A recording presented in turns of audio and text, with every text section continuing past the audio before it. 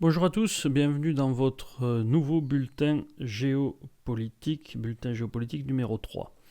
Commençons tout de suite avec le Moyen-Orient. Le président Erdogan a déclaré que la Turquie, la Syrie et la Russie pourraient mener conjointement des négociations et se préparer à une réunion des dirigeants dans le cadre d'un règlement de la question syrienne et du fameux couloir de sécurité demandé par Erdogan. Il a déclaré avoir fait cette proposition, Erdogan, donc, à son homologue russe Vladimir Poutine, et selon lui, il avait déjà accepté la feuille de route, et c'est effectivement ce qu'ont semblé indiquer les médias, c'est-à-dire que la Russie, en tout cas, était d'accord pour l'idée de ce format, qui est déjà celui qui avait permis de régler la question à la fin de l'opération Source de paix en 2019. Il faut savoir que le positionnement d'Erdogan a un petit peu changé, puisqu'au mois d'août dernier, il avait indiqué, changé au niveau de l'État syrien, puisqu'il avait indiqué qu'il ne cherchait pas à destituer le président syrien Bachar al-Assad, alors que jusque-là, il avait soutenu des groupes qui cherchaient précisément à destituer Bachar al-Assad, des groupes révolutionnaires. Alors cela dit, ça ne dit pas qu'Erdogan a renoncé à son offensive terrestre, au contraire, ça peut être un moyen de pression supplémentaire. Et il a ajouté donc que la Turquie ne tolérerait pas la présence des groupes militants kurdes syriens le long de la frontière turque. Le suspense reste donc total sur cette question. Au plan intérieur, en Turquie toujours, l'Arabie Saoudite et les Émirats Arabes Unis ont promis des investissements massifs dans l'économie turque en crise. Vous savez, ça fait plusieurs années que l'économie turque a d'énormes problèmes, notamment monétaires, avec une inflation très forte, puisque la livre turque a perdu plus de 28% de sa valeur depuis le 1er janvier 2022, et l'inflation annuelle atteint actuellement 84,4% selon l'Institut statistique de Turquie. Les législatives et l'élection présidentielle sont prévues en juin 2023 en Turquie, et donc Erdogan, d'après les sondages, est en danger pour la première fois, et il tente donc de trouver des financements extérieurs. Et c'est une importante victoire qu'il arrive ainsi à obtenir le soutien de ces pétromonarchies avec lesquelles il était en froid jusqu'à maintenant, puisque contrairement au Qatar, qui est dans la proximité turque depuis longtemps, les Émirats Arabes Unis et l'Arabie Saoudite avaient une tension avec la Turquie, qui est que la Turquie avait notamment soutenu les frères musulmans de Mohamed Morsi lors de la révolution égyptienne, et que de manière générale, Erdogan est proche des frères musulmans que défendent également le Qatar, et qui sont des ennemis jurés de ces pétromonarchies. Donc c'est une victoire diplomatique importante de la part d'Erdogan, même si pour l'instant aucun accord n'a été signé. L'Arabie Saoudite s'est dite prête fin novembre à faire un dépôt de 5 milliards de dollars auprès de la Banque centrale turque. Donc il semble qu'une fois de plus, Erdogan montre son extraordinaire aptitude à rebondir au plan intérieur. En Iran, la répression se poursuit. Au total, on en est à présent à près de 500 morts et 18 000 arrestations qui ont eu lieu dans le pays depuis 4 mois. Et des condamnations à mort supplémentaires ont été prononcées cette semaine contre une quinzaine d'hommes d'après Amnesty International, mais pas encore exécutés. L'Égypte a obtenu un prêt du FMI pour lutter contre la crise qui l'affecte elle aussi, puisque depuis l'invasion russe de l'Ukraine, elle, comme elle est le premier importateur de blé du monde, et notamment de blé ukrainien, l'Égypte a subi de plein fouet la flambée des prix des céréales. Mais en plus, elle a perdu une bonne partie de ses touristes ukrainiens et russes qui représentaient 40% des 8 millions de visiteurs en 2021. La monnaie du Caire ne cesse d'être dévaluée et donc l'Égypte souffre grosso modo des mêmes problèmes que la Turquie. Et le prêt du Fonds monétaire à l'Égypte serait de 3 milliards de dollars. Il a été annoncé déjà le 27 octobre, mais là il y a un décaissement immédiat de 347 millions de dollars. États-Unis-Afrique, à l'occasion du nouveau sommet dont je vous ai parlé la semaine dernière, sommet États-Unis-Union africaine, les États-Unis ont annoncé 2,5 milliards de dollars d'aide supplémentaire pour la sécurité alimentaire en Afrique. Washington a déjà fourni près de 11 milliards de dollars d'aide pour le continent africain cette année. Et le président américain et l'Union africaine ont décidé de mettre en place un partenariat stratégique, c'est le terme qui a été employé, pour faire face à l'insécurité alimentaire dans le monde, aggravée par la guerre en Ukraine. Donc ce qui se passe pour l'Égypte entre dans ce cadre-là. Et encore une fois, les États-Unis cherchent avec ces efforts en direction de l'Afrique à limiter l'influence de la Chine et de la Russie dans cette région-là. En Europe, guerre en Ukraine, les médias occidentaux ont repris une affirmation de la chaîne russe NTV indiquant que 200 chars lourds T-90M seraient en route vers le front, envoyés depuis l'Oural, donc ils seraient déstockés. Ils seraient donc envoyés dans la République indépendantiste de Louhansk, selon la chaîne, donc selon cette chaîne russe. Et il faut savoir que le T-90M, c'est le char russe le plus moderne en activité, puisque le T-14 Armata, dont vous avez entendu parler, n'est pas en service actif. Après avoir été annoncé à grand renfort de trompette il y a 8 ans maintenant, ça n'a pas tellement avancé, notamment parce qu'il est très coûteux. Et qu'il avait été annoncé à l'époque que les Russes préféraient utiliser certaines sommes d'argent pour moderniser d'anciens matériels ou les déstocker plutôt que, et d'ailleurs probablement qu'on les a vus en action en Ukraine et y être détruits. Et il faut savoir que le T-90 Armata, il a été développé dans les années 1990 pour faire oublier notamment les mêmes mauvaises performances du T-72 lors de la guerre du Golfe contre les Américains. Et donc l'idée était de créer un nouveau char en croisant d'une certaine manière technologiquement, c'est-à-dire en proposant des éléments du T-72, qui permettait d'avoir un matériel relativement peu coûteux, avec le T-80 qui lui était un char coûteux mais qui était réservé aux troupes d'élite soviétiques. Et donc le T-90M, c'est la version plus moderne de ce projet-là. Il y a déjà des T-90M sur le front ukrainien depuis plusieurs mois. Plus d'une trentaine ont été détruits d'après les données OSINT. Et certains ont été capturés, dont l'un intact, ce qui permettra aux Ukrainiens, et à travers les Ukrainiens aux Occidentaux, qui sont très heureux de payer pour ça, d'examiner ce matériel pour en tirer des informations. D'après ce que j'ai lu, certains disent que le T-90M résisterait mieux aux javelines, mais j'ai également vu des gens qui contestaient cette affirmation. En tout cas, il est intéressant de constater que les Russes ont envoyé au casse-pipe des vieux T-62 en masse, on en parlait beaucoup il y a quelques mois, qui étaient donc des chars des années 60, encore antérieurs au T-72, avant d'engager massivement le bon matos. Puisque, comme je vous ai dit, il y en a une trentaine qui ont été détruits, il y en avait, ce qui signifie sans doute qu'il y en avait un petit peu plus. Mais en envoyer 200 d'un coup, là, ça semble-t-il que ça démontre encore un effort qui est relevé dans ce sens-là, et surtout que ils arrivent en plus grand nombre que les vieux chars. Donc on peut se poser la question, pourquoi avoir commencé par envoyer des troupes qui étaient malgré tout les troupes régulières russes et qui étaient troupes normalement aguerries dans du mauvais matos, pour maintenant envoyer des recrues dans du bon matos? C'est une bonne question. Est-ce qu'ils voulaient préserver leur parc de chars les plus modernes comme outil de dissuasion conventionnelle, pour le cas où la Russie elle-même pourrait être attaquée? Auquel cas ça signifierait qu'ils arrivent vraiment à l'os là, s'ils se mettent à déstocker ça. Il y a d'autres indices qui semblent montrer qu'ils arrivent à l'os, puisque semble-t-il qu'ils utilisent aussi des missiles nucléaires sans tête nucléaire, donc avec des missiles à des têtes conventionnelles pour frapper l'Ukraine, donc c'est pas du tout impossible.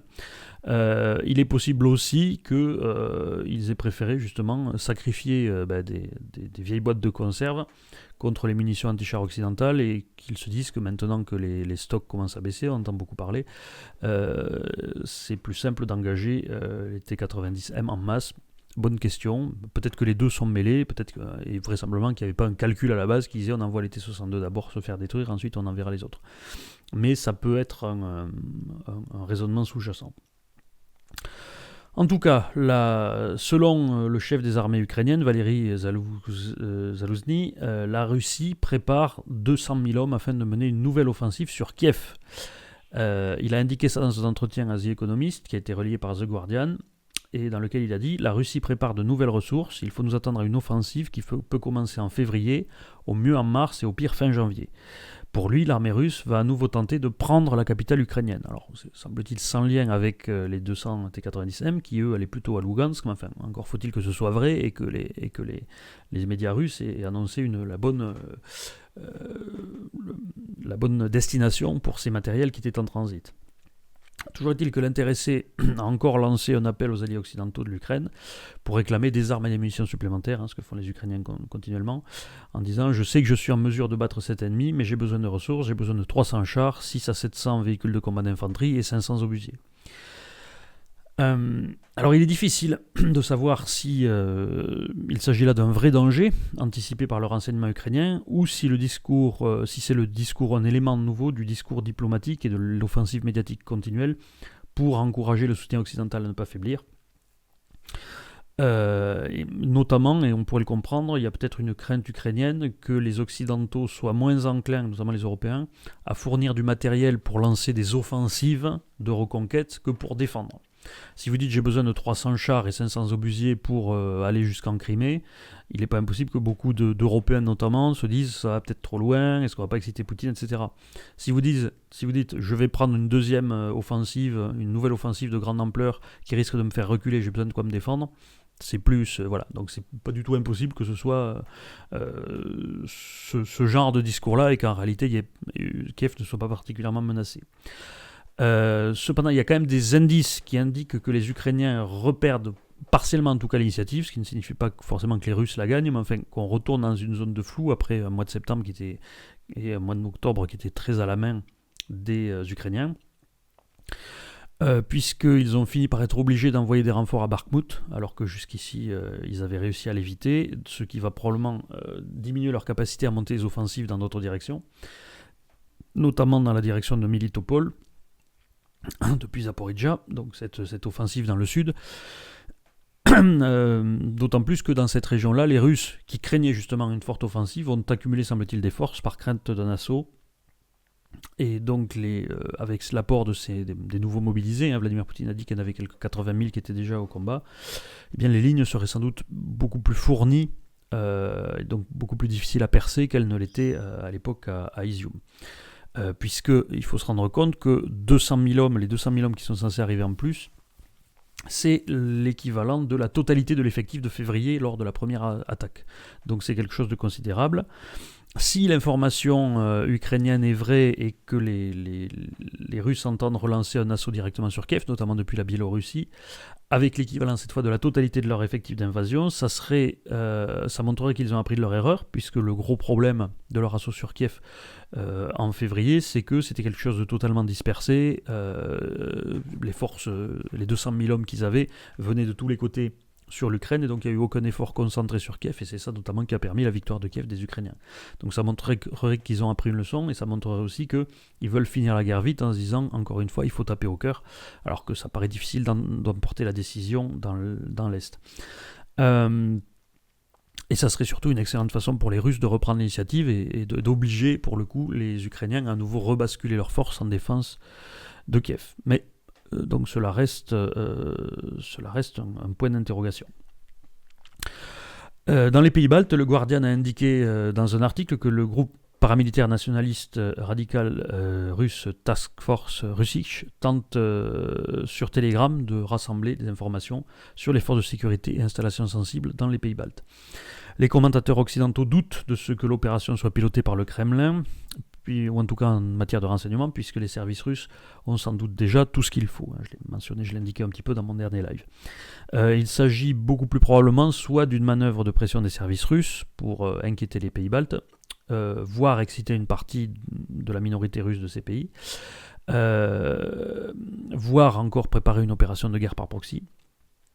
Soit il s'agit d'un acte indépendant de la part de la milice qui pourrait néanmoins conduire à des accrochages et précipiter une escalade, donc finalement une guerre par proxy, ce qui reviendrait un petit peu au même. Par ailleurs, concernant toujours la guerre en Ukraine, 74% des citoyens européens approuvent le soutien de l'Union européenne à l'Ukraine d'après un sondage Eurobaromètre, ce qui montre que finalement la part d'Européens qui contestent le soutien à l'Ukraine n'a pas tellement évolué. En gros, les gens qui sont d'un avis ou de l'autre depuis le début du conflit ne bougent pas. Dans les Balkans, le week-end dernier, la situation dans le nord du Kosovo a gagné en violence avec des attaques contre la police locale, des barrages routiers, des coups de feu, des explosions. Et donc les élections locales qui devaient se tenir le 18 décembre dans ces municipalités donc, du nord du Kosovo qui restent à majorité serbe, ont été reportées. Le président serbe a annoncé qu'il demanderait à l'OTAN de l'autoriser à envoyer des militaires serbes dans le pays, police et armée, pour protéger la majorité serbe locale. Donc, En fait, ces élections qui devaient se tenir le 18 décembre devaient avoir lieu suite au départ des représentants de l'ethnie serbe en novembre pour protester contre la décision du gouvernement du Kosovo d'exiger que les citoyens du pays possèdent des plaques d'immatriculation émises par les autorités kosovares. Ce qui concernera à peu près 10 000 Serbes qui utilisent encore des plaques émises par l'ex-Yougoslavie et qui refusent en fait de reconnaître l'indépendance du Kosovo. Donc c'est toujours le problème de la reconnaissance de l'indépendance par la majorité serbe au Kosovo, enfin la majorité serbe dans certaines parties du Kosovo, dans le nord du Kosovo, de reconnaître cette indépendance. La présidente kosovare, Osmani, a annoncé qu'en raison des fortes tensions, les élections seraient reportées à avril 2023. J'ai essayé de chercher très dernièrement s'il y avait une réponse de l'OTAN au président serbe sur le déploiement de forces militaires, et je n'en ai pas vu. Pour ce qui est de l'Europe encore, je ne parle pas du Qatargate puisque j'ai fait une émission complète là-dessus à laquelle je vous renvoie. En Asie, le Japon a décidé de réviser sa doctrine de défense face à la Chine et indiqué qu'il va consacrer 300 milliards d'euros pour moderniser ses armées. Il s'agit principalement de contrecarrer la puissance militaire chinoise qui a été qualifiée par le gouvernement japonais de défi stratégique sans précédent pour sa sécurité. Dans ce cadre, je vous le rappelle, je vous avais parlé la semaine dernière du partenariat avec l'Italie et le Royaume-Uni pour développer le nouvel avion de combat, mais enfin, on comprend maintenant que ce sera dans ce cadre-là plus large de coups de collier donnés sur la défense nationale. Et donc le Premier ministre Fumio Kishida a indiqué que cela devait permettre de renforcer et moderniser l'alliance militaire aussi avec les États-Unis. Et donc les États-Unis se sont, semble-t-il, félicités de cet effort-là.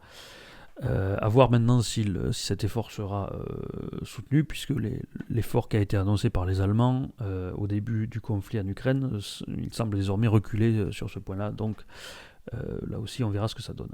Mais je pense que les Japonais sont plus déterminés à bouger dans ce sens que les Allemands. Puisque tout un tas de problèmes de poids, de la culpabilité historique qui est moindre dans la population japonaise que la population allemande. Toujours en Asie, Chine-Inde, nous avons appris la semaine dernière nous avons appris cette semaine que le vendredi 9 décembre, c'est-à-dire de la semaine d'avant, un nouvel affrontement des troupes indiennes et chinoises avait eu lieu dans l'Arunachal avec des blessures légères des deux côtés. C'est dans le secteur de Tawang, près du Bhoutan, donc toujours pas loin de ces zones qui posent toujours problème. Donc je vous rappelle que le Pékin considère que l'Arunachal Pradesh c'est le sud Tibet, donc ça fait partie du Tibet, donc c'est chinois. Alors les soldats comme d'habitude sont affrontés à coups de bâton, puisque par accord bilatéral, les soldats des bases les plus proches de la frontière n'ont pas le droit d'avoir des armes pour éviter toute escalade. Ils n'ont pas le droit d'utiliser leurs armes à feu. Donc ils sont encore une fois affrontés à coups de bâton et il y aurait eu une vingtaine de blessés côté indien, bilan inconnu côté chinois. Les responsables indiens clament une forme de victoire en disant que les Chinois se sont immédiatement retirés de la zone. C'est le premier incident sérieux connu depuis l'affrontement de juin 2020. Alors je dis bien connu parce que semble-t-il qu'en réalité il y en a relativement souvent, mais la plupart du temps on n'entend pas parler. Donc c'est peut-être qu'on n'entend parler que des plus graves, en tout cas donc ce serait surtout le plus grave depuis juin 2020, qui à l'époque avait coûté la vie de 20 soldats indiens. Donc là cette fois on a 20 soldats blessés, la dernière fois 20 soldats morts, donc c'est pas le même ordre de grandeur, mais ça reste un affrontement sérieux. Naturellement, les deux parties se sont mutuellement accusées d'avoir tenté de transgresser ou traverser la frontière vers leur territoire revendiqué, ce qui a conduit à l'affrontement. Le lendemain de l'annonce de la nouvelle, il y a eu une séance agitée au Parlement indien. Le ministre de la Défense Rajnath Singh a confirmé donc tous les détails de l'événement qui sont désormais connus. Par ailleurs, et dans ce cadre tendu, cette semaine, l'Inde a dévoilé un missile balistique qui a été surnommé par les médias indiens le tueur de la Chine, ce qui vous donne une idée de l'ambiance, et cela donc quelques jours seulement après l'accrochage de frontières. Le gouvernement indien a procédé à un test de cette arme, qui est un test préprogrammé, c'est toujours comme ça. C'est un missile balistique nucléaire qui pourrait atteindre, avec sa portée de 5000 km, n'importe quelle partie de la Chine, alors que jusqu'à présent, la Chine pouvait maintenir certains de ses missiles nucléaires hors de portée de la frappe nucléaire indienne, en les positionnant dans le nord de la Mandchourie notamment. Ça avait été le cas, je crois, en 2015 ou 2016. La Chine avait testé ses armes près de la frontière russe. Ce n'était pas une menace à l'encontre de la Russie, c'était pour démontrer et rappeler à l'Inde que la Chine aurait toujours des missiles hors de portée de sa propre frappe nucléaire pour mener des secondes frappes contre le territoire indien en cas de conflit. Donc c'est une dissuasion à l'égard de l'Inde, mais désormais l'Inde, semble-t-il, répond avec cette capacité nucléaire qui permettrait de toucher à la totalité de la Chine, ce qui pourrait encore accentuer la grande inquiétude chinoise stratégique par rapport à l'ascension de l'Inde. En tout cas, ces nouvelles tensions qui apparaissent entre Inde et Chine et surtout ces nouveaux événements associés à tout un tas de développement de bases militaires dont on a eu les preuves satellites encore ces derniers temps, montrent que la phase de confrontation est encore sur sa pente ascendante, puisque au niveau du Ladakh, les pourparlers n'ont pas amené de progrès supplémentaires. Voilà pour ce 3e bulletin. Je vous retrouve dans la semaine pour les autres émissions habituelles. D'ici là, ne vous laissez pas faire.